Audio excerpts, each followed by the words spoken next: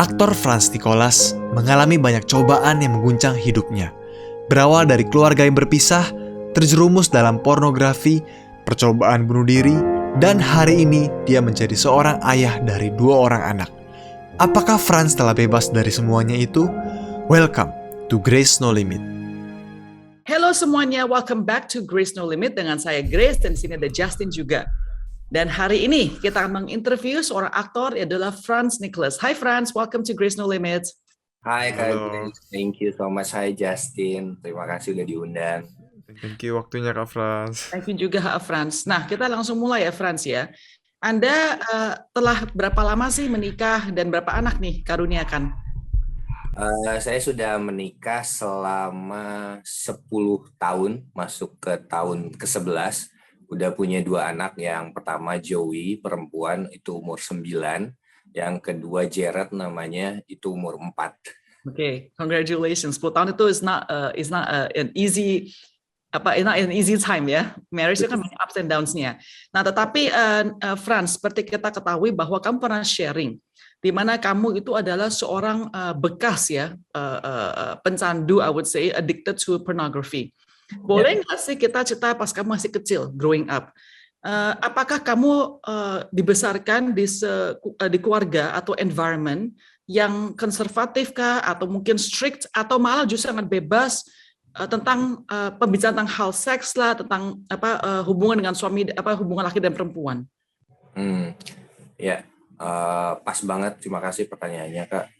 Memang ada sangkut pautnya dengan latar belakang keluarga juga. Jadi saya lahir di keluarga yang nggak utuh, a broken home family. Jadi papa seharusnya yang menjadi tempat sumber kasih sayang buat seorang anak, malah memilih orang lain membangun keluarga baru gitu. Dan waktu kecil saya ngelihat mama dipukulin, ngelihat mereka berantem, ngelihat papa jarang pulang gitu, dan tahu alasannya. Dulu benci banget sama papa karena dulu saya nyalahin karena dialah semua hal-hal buruk yang saya alamin terjadi. Nah, terus beranjak dewasa itu saya tumbuh jadi orang yang insecure, nggak pedean, minderan kayak gitu. Karena saya berpikir mungkin orang lain keluarganya utuh, mungkin dia lebih disayang kali sama keluarganya. Jadi itu membuat saya jadi orang yang nggak bisa berkata tidak, pengen selalu diterima, dan minder, malu. Dulu kalau misalnya ngobrol sama orang nggak akan ngomong, biasanya cuma observe aja gitu. Terus seiring dengan perjalanannya waktu, kalau misalnya pembicaraan soal seks, we never talk about it. Semuanya sumber informasinya dari pergaulan gitu, dan informasinya tentunya juga kalau misalnya anak-anak ya nggak benar gitu.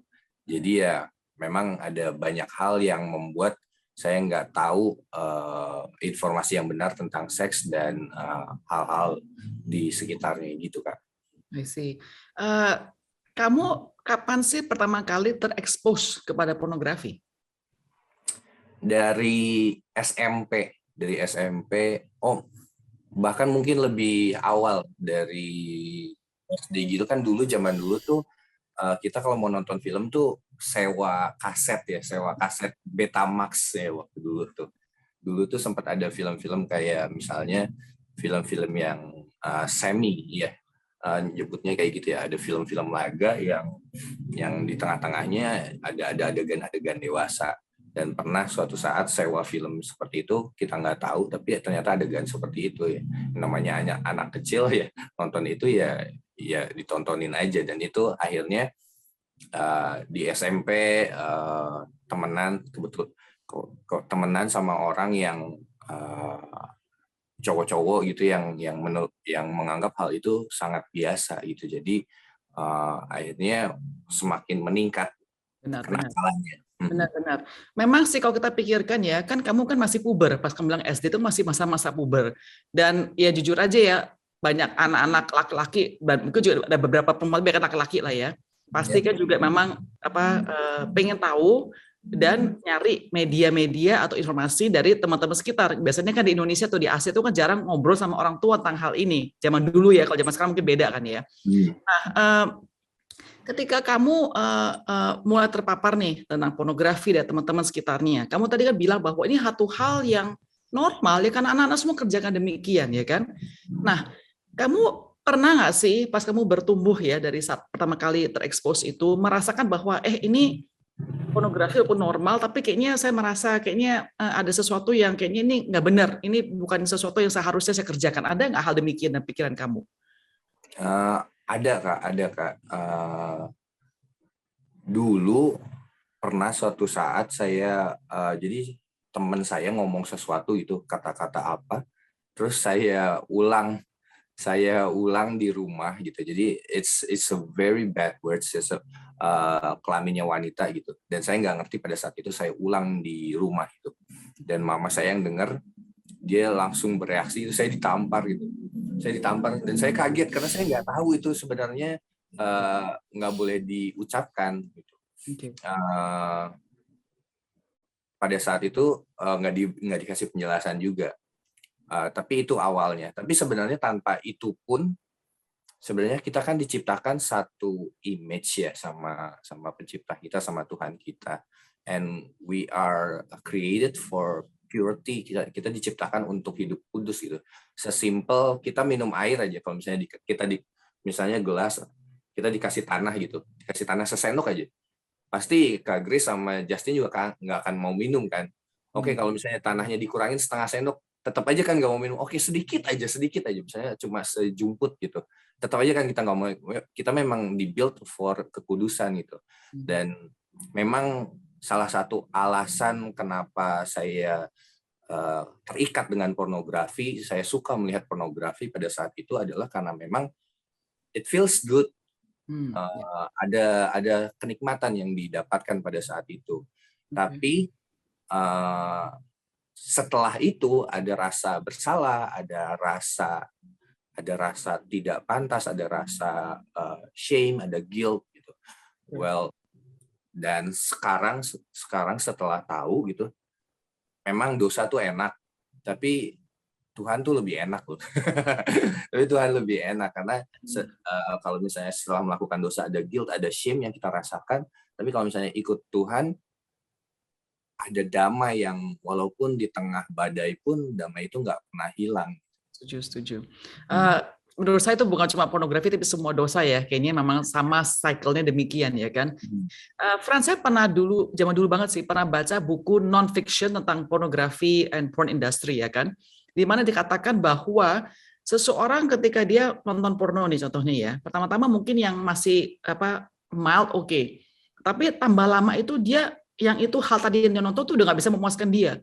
Dia harus tambah ekstra, tambah hardcore dan segala macam. Apakah itu juga terjadi pada diri kamu?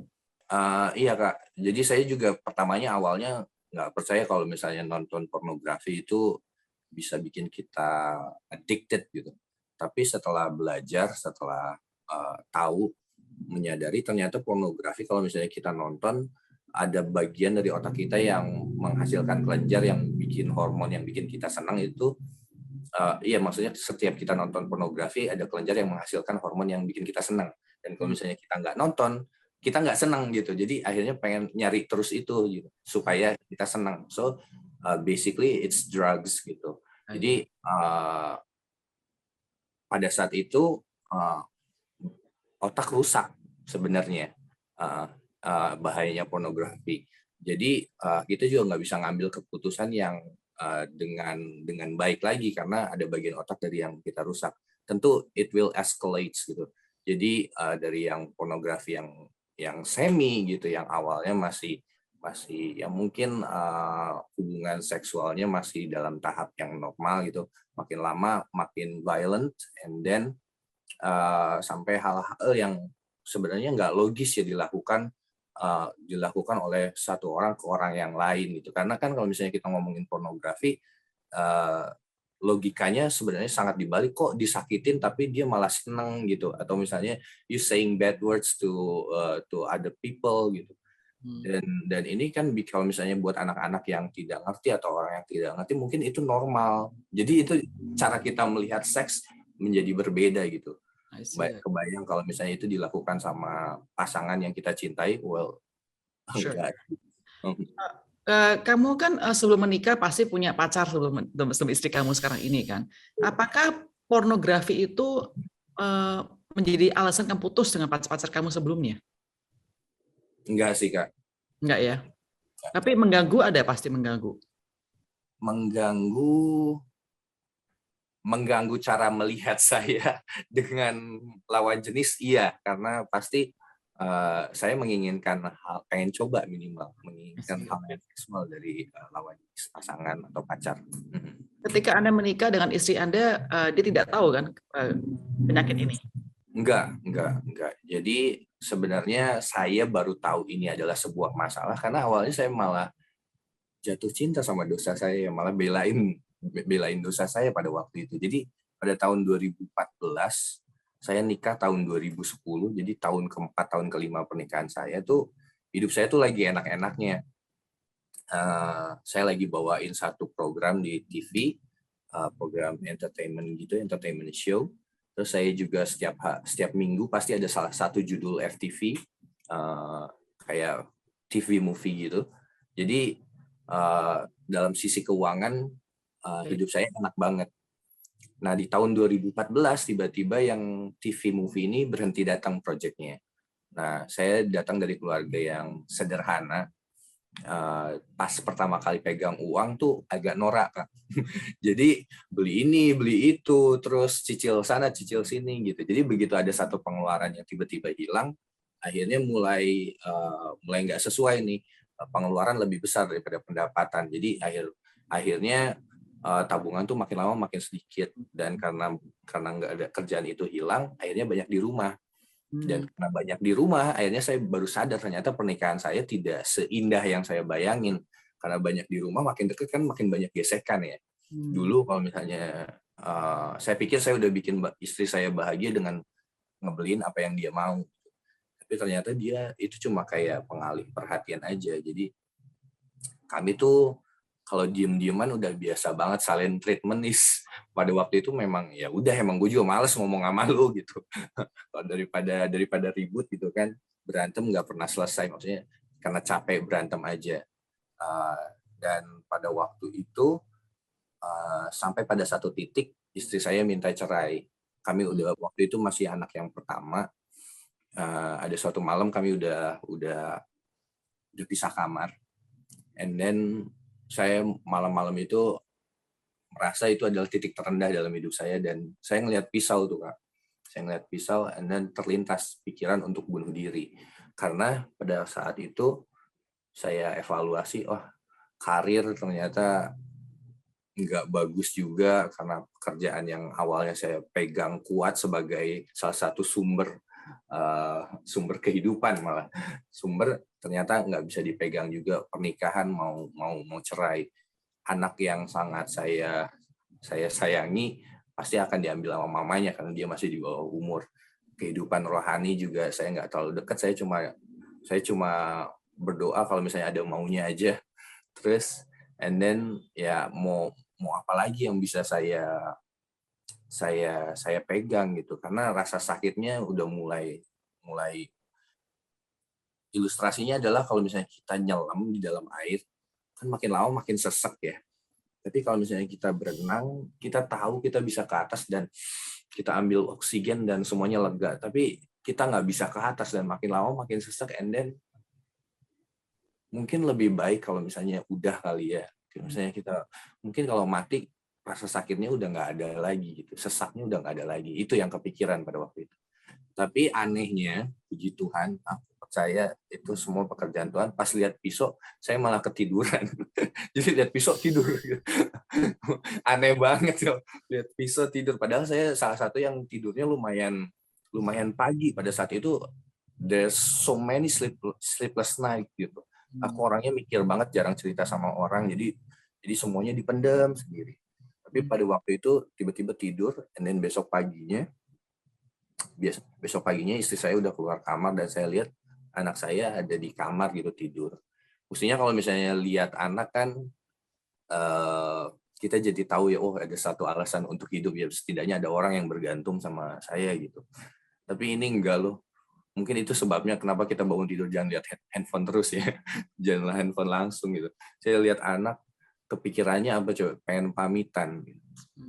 Well, akhirnya saya masuk kamar, saya tidur di sebelahnya, jadi anak saya ngadep sebelah sana gitu, kayak gini posenya, saya ya kayak tiduran, kayak mengawang-awang pikirannya, nggak tahu kemana. Berusaha untuk kayaknya gimana ya ngomongnya ke anak saya untuk pamit. And then tiba-tiba ada satu tangan ke dada saya kayak ngelus, and then it felt so peaceful. Tuh saya pikir, siapa yang ngelus-ngelus? Anak saya nggak mungkin dia tidur kan. Saya lihat, iya bener anaknya tidur gitu, matanya merem, tapi tangannya awkward banget berusaha ngelus-ngelus dada saya gitu. And then, wow ini sih bukan sebuah kebetulan ya. And then there's ada suara gitu yang saya percaya it's Holy Spirit yang bilang, kenapa nyerah? Aku juga nggak pernah nyerah kok. And I cried. Aku kayak nggak. It's a beautiful feeling gitu yang, oh ternyata ada orang yang nggak pernah ninggalin ya, nggak pernah nyerah gitu. Dan di saat itu saya dapat satu, carilah dahulu kerajaan Allah dan kebenarannya, maka semuanya akan ditambahkan. Dari situ, oh oke. Akhirnya saya mulai nyari. Oke, siapa sih Tuhan tuh? Kenapa dia cinta sama saya? Padahal saya juga nggak secinta itu. Saya lebih cinta sama dosa saya pada waktu itu. Sorry. Pada saat itu saya mulai nyari itu salah satu rekan kerja saya di sebuah, jadi kalau misalnya kita mau syuting biasanya make up dulu kan, ada salah satu rekan presenter dia ngajak, friends, kamu pernah tahu tentang Good Friends nggak? Apa tuh Good Friends? Jadi Good Friends salah satu komunitas orang percaya di dunia hiburan. Dulu kalau misalnya saya ditawarin untuk persekutuan, untuk fellowship gitu, saya pasti nggak mau gitu. Pasti nggak mau. Entah kenapa saya bilang iya. Terus saya ajak istri saya lebih nggak mau lagi sebenarnya. Pas diajak dia juga mau. Saya juga bingung, wow, ada apa ya gitu. Hanya kami datang ke komunitas itu. Di saat pertama kami datang, pendetanya pada waktu itu Daniel Alexander, dia pas lihat kami berdua, dia ubah khotbahnya menjadi tentang pernikahan dan pengampunan. Jadi ya, wow, oke. Berarti memang semua bukan kebetulan. Dari saat itu saya mulai nyari, and then baru sadar ternyata kenapa Tuhan tuh begitu sayang sama saya. Ya, because He is love. Dia cinta saya bukan karena apa yang saya lakukan dan karena siapa saya, tapi because it is who He is gitu.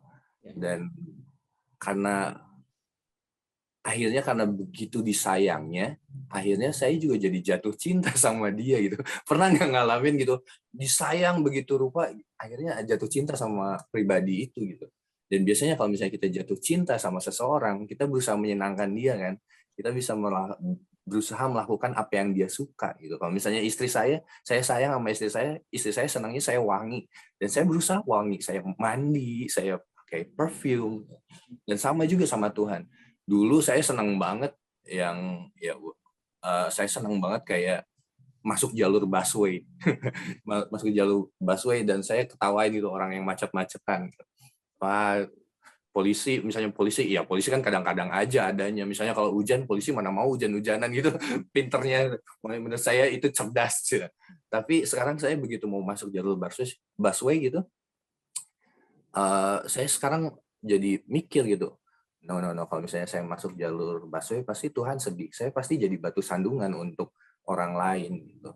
Jadi saya berusaha untuk malah give an extra mile gitu, supaya menyenangkan hati Tuhan. Dan itulah yang bikin akhirnya saya berhenti dari ketergantungan saya gitu. Berapa lama sih perlu kamu untuk bisa berhenti sampai lepas daripada kecanduan tersebut? nggak pernah ngitung sih Kak, tapi sebelumnya juga pernah berusaha keras gitu untuk berhenti dengan kekuatan sendiri, tapi gagal dan gagal lagi. Setahun mungkin, setahun benar-benar benar-benar kayak yang berhenti gitu, tapi nggak sadar gitu, Ya. secara nggak sadar, jadi nggak pernah. Jadi Jadi kayak memang kayak natural aja begitu ya, tiba-tiba yes, kelepas aja daripada hal tersebut ya. memang benar-benar udah kayak nggak ada keinginannya lagi gitu, karena akhirnya dijagain sama komunitasnya, dijagain dengan hubungan pribadinya, jadi ya fokusnya akhirnya kepada hubungan pribadi sama Tuhan, akhirnya ya memang memang akhirnya hilang gitu. Tapi memang awalnya keterbukaan sih Kak, makanya saya bisa berani berbicara. Ya karena keterbukaan kan awal dari pemulihan, sama seperti luka, kalau mau disembuhin ya mesti dibuka dulu dan dibersihkan gitu. Ya itu pertanyaan saya selanjutnya sebetulnya sih, Franz ya. Kan kalau kita bilang pornografi, terutama kecanduan pornografi, suatu hal yang sangat aib ya, sangat tabu, terutama di negara Indonesia seperti begini. Kenapa sih kamu hari ini mau share tentang hal ini kepada Grace No Limit? Yes. Salah satu blessings in disguise dalam menjalani kehidupan pasca pandemi adalah kita jadi berhenti ya kayak kita punya waktu untuk diam, untuk berpikir, untuk tahu tujuan hidup kita gitu. Mark Twain pernah bilang there are 2 days yang paling penting dalam hidup kita, hari di mana kita lahir dan hari di mana kita tahu kenapa.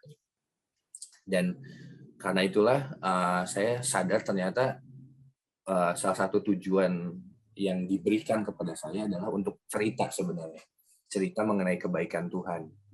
Dan saya paling senang connect sama orang lain. Bayangin orang yang pemalu, orang yang introvert, tapi senang connect sama orang. Gitu. Dan salah satu cara untuk connect sama orang adalah dengan bercerita. Dan berceritanya justru tentang karena ketidaksempurnaan saya sebenarnya, dan karena ketidaksempurnaan itu yang bikin jembatan antara saya dan antara satu pribadi dengan pribadi yang lain. Karena seringkali kita di dunia yang sekarang terutama kita pengen terlihat sempurna, malah ini menurut saya yang bikin jarak kadang-kadang. Oh, mungkin gue nggak bisa relate ya sama orang itu, dia hidupnya enak atau apa. Well, no gitu, semua orang punya pergumulannya masing-masing. Addiction aja mungkin kita ada berbagai macam banyak adiksi yang baru yang terjadi saat ini, gadget, online shopping, atau banyak hal lainnya gitu, atau apapun yang kita taruh lebih tinggi dari Tuhan, well it's addiction or idolatry. Nah, saya cerita kenapa, apa yang memberanikan saya cerita ini adalah karena it shows how apapun yang terjadi dalam hidup kita, apapun yang membuat merasa kita nggak pantas, you know what, Tuhan masih sayang sama lo gitu. Salah satu alasan Tuhan Yesus adalah salah satu pribadi yang bisa milih lahir di mana sebenarnya. Salah satu alasan kenapa dia milih lahir di kandang bukan di hotel mewah bintang 5 adalah karena dia tuh rendah hati. He is so humble. He is gonna meet you where you are, tepat di mana tempat kita berada. Gitu. Jadi nggak perlu hidup lu beres dulu. He will meet you where you are. Karena begitu besar cintanya, dia akan menerima kita apa adanya. Tapi karena begitu besar cintanya, dia nggak akan biarin kita tetap apa adanya. Gitu. Dia akan kembaliin gitu, kita ke sebagaimana kita diciptakan, His image. Gitu. Makanya kata repent, bertobat, dari kata re dan pent itu dari kata penthouse. Jadi penthouse itu biasanya kan kalau kamar yang paling tinggi, yang paling bagus di sebuah hotel gitu. Jadi repent itu kembali ke atas sebenarnya. So it's very beautiful thing. Ada satu lagu yang what a beautiful name it is, katanya my sin are great but your love is greater. Dan dia juga nggak tahan kalau misalnya surga tanpa kita, makanya dia tinggalin surga demi kita. So it's emang indah banget Tuhan gitu. Saya merasa bahwa hari ini pasti ada orang yang struggling the same thing yang kamu pernah struggle before, dan saya yakin bahwa yang menonton pun bisa dibantu dan diberkati dengan share pada Franz pada hari ini ya. Dari Justin, silakan Justin, pertanyaannya bagian kamu sekarang. Tadi sebetulnya aku mau nanya juga sama yang kayak Cigres mau tanya. Cuman eh, mungkin satu pertanyaan aja nih ya. Bukan pertanyaan sih. Mungkin saran ya. Kayak kan ada kalimat yang mengatakan dosa anak muda itu katanya hawa nafsu gitu kan. Nah, kira-kira saran dari Kak Franz untuk ya aku anak-anak muda lainnya apa nih kira-kira nih? Maksudnya supaya kita tuh terhindar lah dari hal-hal seperti itu. Hmm. Eh, Pergaulan yang benar kali ya. Pergaulan yang benar. Alkitab bilang besi menajamkan besi, manusia menajamkan sesamanya. Ada orang juga yang pernah bilang, Pastor Jeffrey pernah bilang, show me your friends and I will show you your future. Atau mungkin di luar sana juga ada, kita adalah rata-rata dari 5 orang terdekat dengan kita gitu. Jadi sebenarnya dengan siapa kita bergaul, dengan siapa kita berteman, itu akan sangat mempengaruhi hidup kita, gitu. Cara kita mengambil keputusan, cara kita memandang segala sesuatunya. Dan ada satu pribadi yang sebenarnya udah menganggap kita tuh begitu luar biasa gitu, yang udah walaupun kita nggak pantas tapi dia anggap kita sebagai sahabat gitu. Nah, kalau misalnya kita mau aja terbuka, dan memilih untuk bergaul secara pribadi dengan pribadi itu, which is Tuhan Yesus, well, itu akan membuat kita terhindar dari segala sesuatu yang buruk sih. Dan kalaupun sudah, kalau misalnya kita sedang, maksudnya kita pernah melakukan kesalahan, well, nobody is perfect gitu, and he knows it, dan dia akan tetap cinta sama kita. Nggak akan ada satu hal pun yang mengurangi cintanya dia, nggak akan ada satu hal pun yang kita lakukan yang bisa menambah cintanya, karena udah mentok banget mentoknya cintanya, dan dia akan menerima, dan karena cintanya kita akan bertumbuh dan akan mengalami hidup yang berkelimpahan. So choose carefully dengan siapa kita bergaul. Makasih sarannya Kak Franz. Udah, Justin? Udah sih. Oke. Franz, sekali lagi kita so thankful ya atas sharing kamu, terbukaan kamu hari ini, dan saya yakin para penonton hari ini di Grace No Limit juga pasti diberkati share pada aktor Franz Nicholas. Sampai ketemu di Grace No Limit selanjutnya dengan saya Grace dan Justin. Thank you, Franz. God bless. Thank you. Thank you, everybody.